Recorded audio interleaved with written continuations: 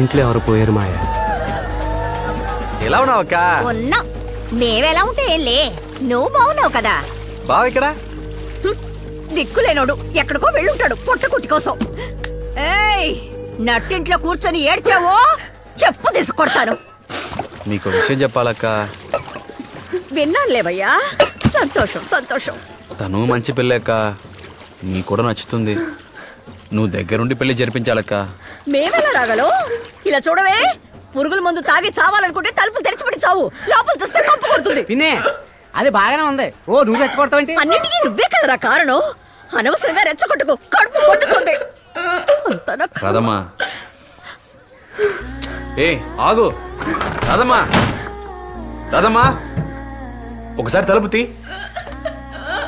తను పుట్టిన దగ్గర నుంచి అమ్మా అని పిలవడం కంటే మావయ్య మావయ్య అనే కదరా ఎక్కువ పిలిచేది.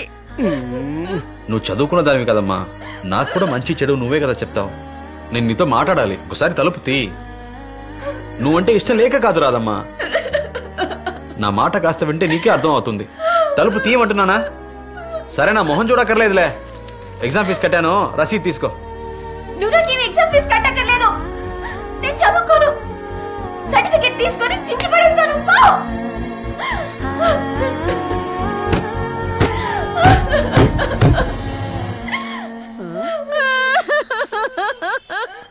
ఊర్లో ఎవరెవరికో చావు వస్తుంది, నాకు చావు రానంటుంది. అయ్యో అయ్యో, నాకే ఇన్ని కష్టాలు రావాలి. ఈవిడ మొగుడికి ఫోన్ చేయమయ్యా. నేను ఎత్తన పోరా. నువ్వు కొట్టు. ఏంటి కొత్త నంబర్లో ఉంది? అల్లా. హలో హలో, నేను బామర్దిని. పెళ్లి కొడుకు ముహూర్తానికి ముందు కాళ్ళు కడిగే వాళ్ళు అందరూ బామ్మర్దిలే. నువ్వెవడోరా? బాబా, నేను కృష్ణరాజుని. ఓ, ఇద్దరు పెళ్ళాల మొగుడు రుద్రరాజు కొడుకు కృష్ణరాజు బా. ఎక్కడ బావా? ఏంటి విషయం చెప్పు. అదే ఈ పెళ్లి మ్యాటరు. నువ్వు నీ ఇష్టం వచ్చినట్టు చేసుకో. నేను ఆ రోజు ఫుల్ బిజీ, నాకు ముఖ్యమైన మీటింగ్ ఉంటదిరా. ఇంకా డేట్ ఫిక్స్ చేయలేదు బావా, నువ్వు అప్పుడే విజయం చెప్తావేంటి? రై, నువ్వు ఎప్పుడు పెళ్లి చేసుకుంటున్నావు ఆ రోజు నేను బాగా బిజీ. ఇప్పుడు ఎక్కడున్నావు బావా? నీ కుటుంబంతో సంబంధం కలుపుకున్న పాపం కడుక్కోవడానికి రామేశ్వరం వెళ్ళిపోతున్నాడు రా. బావా ఇదిగో వచ్చేస్తున్నాడు బావా, అక్కడే ఉండు బావా. ఉంటాను, వచ్చేయి. ఈ ఫోన్ ఒకటే గోదావరిలో మునిగినా గానీ వదలదు కదా. హలో బావా, బస్ స్టాండ్కి వచ్చాను. ఎక్కడున్నావు బావా? నీ ఇష్టానికి నువ్వు ఎప్పుడు పడితే అప్పుడు వచ్చేస్తావు. అప్పటి వరకు నేను నడు రోడ్లో నుంచోవాలా? బావా, బస్సు వెళ్ళిపోయిందా? బస్సు బయలుదేరలేదు, రామేశ్వరం పోవట్లేదురా. ఎందుకు వెళ్ళట్లేదు? నా కుటుంబం నాశనం అయిపోతుంటే నేను రామేశ్వరంలో ఏం చేయాలరా? ఇప్పుడు ఎక్కడున్నావు బావా? ఈబీ ఆఫీస్ లో కనెక్షన్ అడిగాను రా, ఇవ్వకుండా నాన్న చేస్తున్నారు. కనెక్షన్ ఇస్తారా, విషయం దాకా సాగమంటారా అని అడగటానికి వచ్చా. రైతులంటే గవర్నమెంట్ వాళ్ళకి కీత అయిపోయింది.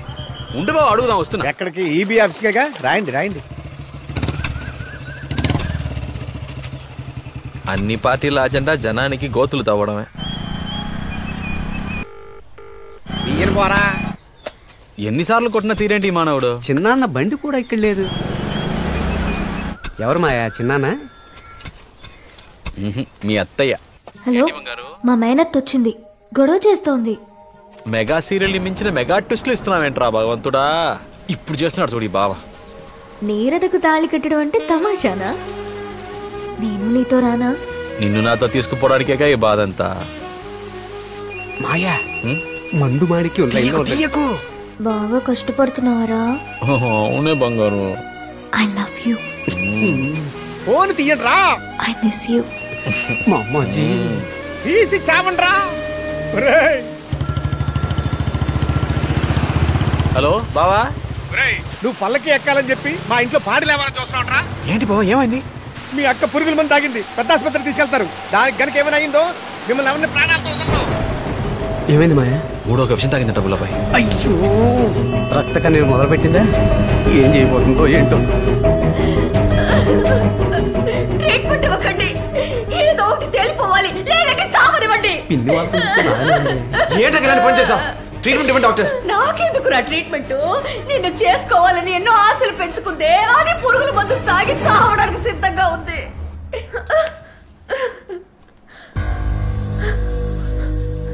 పిచ్చెక్కిందా నీకు?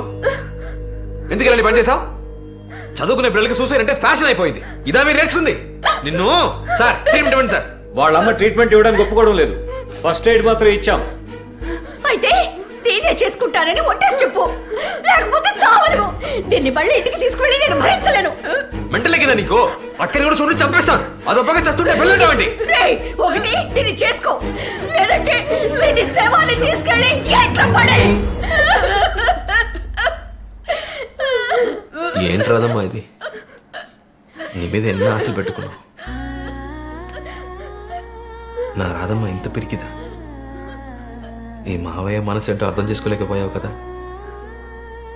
సరేలే పోనీరా, ఆ అమ్మాయితో మాట్లాడి నిన్నే పెళ్లి చేసుకుంటాను. ఎరువు అయ్యో నువ్వు పురుగుల మంది తాగామనుకున్నాను కదా, ఒక్కగానొక్క కూతురు దాని చేత తాగించావా? ఎవరిని వదిలిపెట్టావు? పోలీసులు పిలవండి, పేపర్లు పిలవండి. ఎవరో పక్కన ఉండడానికి లేదు. డాక్టర్ నువ్వు ట్రీట్మెంట్ ఇవ్వడానికి లేదు. పిలవండి. ఏమీ అక్కర్లేదు, నేను ఒట్టేస్తాను. అయితే దాని చేతులు చేసి చెప్పు, అది బతుకుతుంది.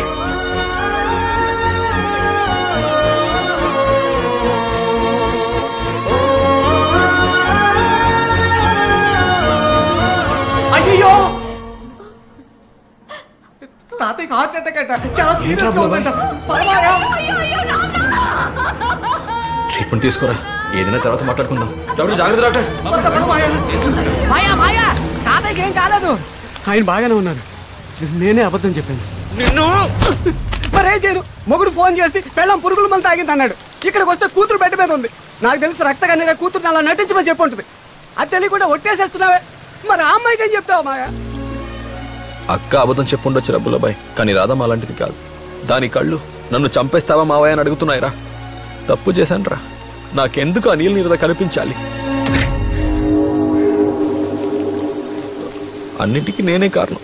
ఎందుకు మావయ్య ఇలా మాట్లాడతావు? ఎవరా అది ఫోన్లో? ఎవరు లేరు మావయ్య. ఎవరు ఉంటున్నారో? నీరద చాటుగా ఏం వినడం లేదు.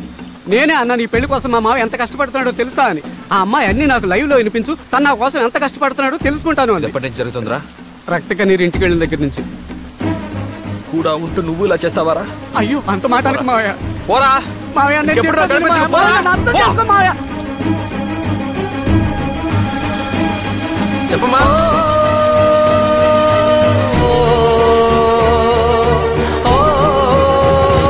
మావయ్య నేను వస్తాను మావయ్య. మావయ్య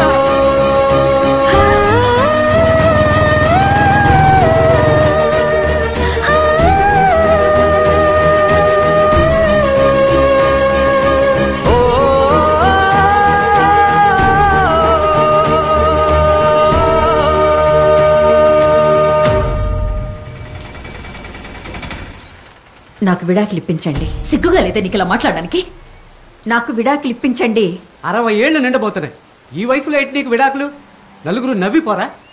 ఏ 50 ఏళ్ళప్పుడు మగబిడ్డ లేడని ఏడుస్తుంటే ఊరు నవ్వలేదా? దేవుణ్ణి పట్టుకొని ఎంత మాట అన్నావే, నాలుక తెగిపోతుంది. చాలమ్మా, ఇన్నాళ్ళు నేను ఇంట్లో పడ్డ కష్టాలు చాలు. ఇక మీదటైనా ప్రశాంతంగా ఉండాలనుకుంటున్నాను. సమస్యను పెద్ద చేయకుండా నన్ను వదిలిపెట్టండి. నువ్వేనమ్మా ఇలా మాట్లాడేది? ఇలా మాట్లాడుతుంటే బాధగా ఉందమ్మా. మీరే కదా నన్ను నా వారసురాల్ని కష్టపెట్టారు. మీ నాన్న ఇంకో పెళ్లి చేసుకుంటాడేమోనని మీ అమ్మ నన్ను మాట నీకిష్టం ఉందా లేదా అని కూడా అడగకుండా నా మొగుడిని పెళ్లి చేసుకోవే అంది. నా ఆశలు కలలు అన్నీ వదిలిపెట్టి నా బావ సంతోషంగా ఉంటే చాలు అని వచ్చాను. ఆ దేవుడు నాకొక మగబిడ్డనివ్వకపోగా ఒకే ఒక ఆడబిడ్డనిచ్చాడు. నోరు లేని పిల్ల, మూగబిడ్డ. దాన్ని ఇచ్చి చేసే చోటు కుటుంబంగా కనపడతలేదు, గొయ్యలా కనపడుతుందని ఏడ్చాను. మంచి కుటుంబం, మంచి అబ్బాయి అని చెప్పి దాన్ని ఇచ్చి చేసిన 2 ఏళ్లలోనే ఆ తాగుబోతోడు దాని తాళి తెంచేశాడు కదరా. నేను ఇంకొక పెళ్లి చేసుకోను అన్నందుకు దాని మానాన్ని దాన్ని వదిలేశారు కదరా. 65-70 వయసులో తోడు వెతికేప్పుడు 25 ఏళ్ళ పిల్ల గురించి ఆలోచించారా? నా మనవరాల్ని ఇందిరా నువ్వే ఈ ఇంటికి మహాలక్ష్మి అని దాన్ని నెత్తినెక్కించుకున్నారు. పని మనిషి అయితే డబ్బులు ఇవ్వాల్సి వస్తుందేమోనని నా మనవరాల్ని పని మనిషి కింద వాడుకుంటున్నారు. అంతే కదా? వద్దు బాబు, ఇక మీదట నా మనవరాల్ని నా కూతుర్ని నేనే చూసుకుంటాను.